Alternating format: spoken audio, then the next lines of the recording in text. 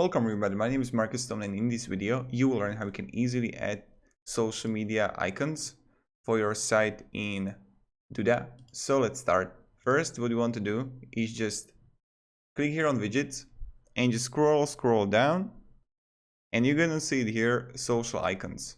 What you want to do is just take it and just paste it, and you can see right here that you can just choose which one you like to have.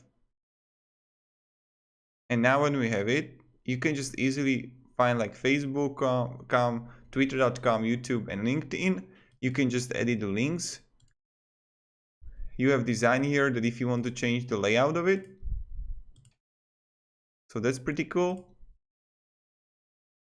I like it. You can change the icon size. And that's probably it. So you can have the hover effect. This is how you can add social media icons for your Duda site. If you have any questions, guys, ask me down below in the comments. And yeah, thank you. Have a great day and see ya. Goodbye.